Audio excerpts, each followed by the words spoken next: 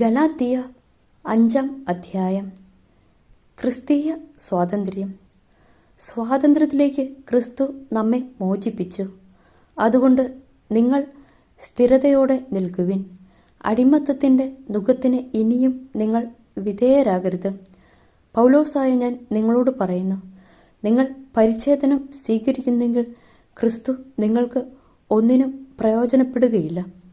പരിച്ഛേദനം സ്വീകരിക്കുന്ന ഓരോ മനുഷ്യനോടും ഞാൻ വീണ്ടും ഉറപ്പിച്ചു പറയുന്നു, അവൻ നിയമം മുഴുവനും പാലിക്കാൻ കടപ്പെട്ടവനാണ്. നിയമത്തിലാണ് നിങ്ങൾ നീതീകരിക്കപ്പെടുന്നത് എന്ന് കരുതുന്നെങ്കിൽ ക്രിസ്തുവിനോടുള്ള നിങ്ങളുടെ ബന്ധം വിച്ഛേദിക്കപ്പെട്ടിരിക്കുന്നു. കൃപാവരത്തിൽ നിന്ന് നിങ്ങൾ വീണു പോവുകയും ചെയ്തിരിക്കുന്നു. ഞങ്ങളാകട്ടെ പരിശുദ്ധാത്മാവിലൂടെ വിശ്വാസം വഴി നീതി ലഭിക്കുമെന്ന പ്രത്യാശയോടെ കാത്തിരിക്കുന്നു. എന്തെന്നാൽ യേശുക്രിസ്തുവിൽ വിശ്വസിക്കുന്നവർക്ക് പരിച്ഛേദനമോ അപരിച്ഛേദനമോ കാര്യമല്ല. സ്നേഹത്തിലൂടെ പ്രവർത്തനനിരതമായ വിശ്വാസമാണ് സുപ്രധാനം. നിങ്ങൾ നന്നായി മുന്നേറിക്കൊണ്ടിരുന്നു. സത്യത്തെ അനുസരിക്കുന്നതിൽ നിന്ന് നിങ്ങളെ തടഞ്ഞത് ആരാണ്? ഈ പ്രേരണ ഉണ്ടായത് എന്തായാലും നിങ്ങളെ വിളിച്ചവനിൽ നിന്നല്ല. അല്പം പുളിപ്പ് മുഴുവൻ മാവിനെയും പുളിപ്പിക്കുന്നു. എൻ്റെ വീക്ഷണത്തിൽ നിന്ന് വ്യത്യസ്തമായ യാതൊന്നും നിങ്ങൾ ചിന്തിക്കുകയില്ലെന്ന് കർത്താവിൽ എനിക്ക് നിങ്ങളെക്കുറിച്ച് ഉത്തമ വിശ്വാസമുണ്ട്.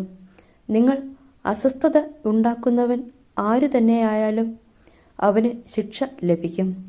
എന്നാൽ സഹോദരരെ, ഞാൻ ഇനിയും പരിച്ഛേദനത്തിന് അനുകൂലമായി പ്രസംഗിക്കുന്നെങ്കിൽ എന്തിനാണ് ഞാൻ ഇപ്പോഴും പീഡിപ്പിക്കപ്പെടുന്നത്? അങ്ങനെ ഞാൻ പ്രസംഗിച്ചിരുന്നെങ്കിൽ കുരിശിൻ്റെ പേരിലുള്ള ഇടർച്ച ഉണ്ടാകുമായിരുന്നില്ല. നിങ്ങളെ അസ്വസ്ഥരാക്കുന്നവർ പൂർണ്ണമായും അംഗവിച്ഛേദനം ചെയ്തിരുന്നെങ്കിൽ എന്ന് ഞാൻ ആശിക്കുന്നു. സഹോദരരെ, സ്വാതന്ത്ര്യത്തിലേക്കാണ് നിങ്ങൾ വിളിക്കപ്പെട്ടിരിക്കുന്നത്. ഭൗതിക സുഖത്തിനുള്ള സ്വാതന്ത്ര്യമായി അതിനെ ഗണിക്കരുതെന്നു മാത്രം.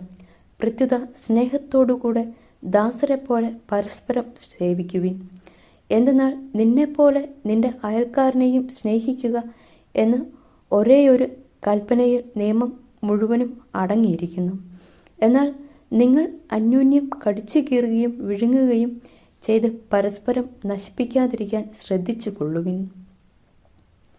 ജഡത്തിൻ്റെ വ്യാപാരങ്ങളും ആത്മാവിൻ്റെ ഫലങ്ങളും. നിങ്ങളോട് ഞാൻ പറയുന്നു, ആത്മാവിൻ്റെ പ്രേരണയനുസരിച്ച് വ്യാപരിക്കുവിൻ. ജഡമോഹങ്ങളെ ഒരിക്കലും തൃപ്തിപ്പെടുത്തരുത്. എന്തെന്നാൽ ജഡമോഹങ്ങൾ ആത്മാവിന് എതിരാണ്. ആത്മാവിൻ്റെ അഭിലാഷങ്ങൾ ജഡത്തിനും എതിരാണ്.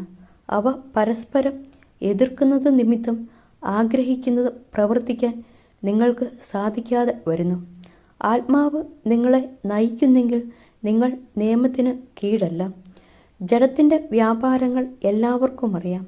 അവ വ്യഭിചാരം, അശുദ്ധി, ദുർവൃത്തി, വിഗ്രഹാരാധന, ആഭിചാരം, ശത്രുത, കലഹം, അസൂയ, കോപം, മാത്സര്യം, ഭിന്നത, വിഭാഗീയ ചിന്ത, വിദ്വേഷം, മദ്യപാനം, മധുരോത്സവം ഇവയും ഈദൃശ്യമായ മറ്റ് പ്രവൃത്തികളുമാണ്.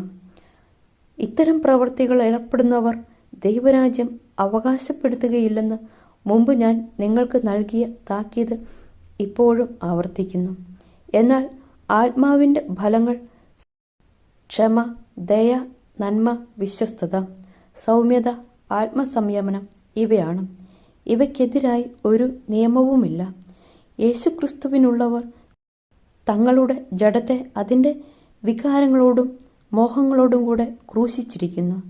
നമ്മൾ ആത്മാവിലാണ് ജീവിക്കുന്നതെങ്കിൽ നമുക്ക് ആത്മാവിൽ വ്യാപരിക്കാം.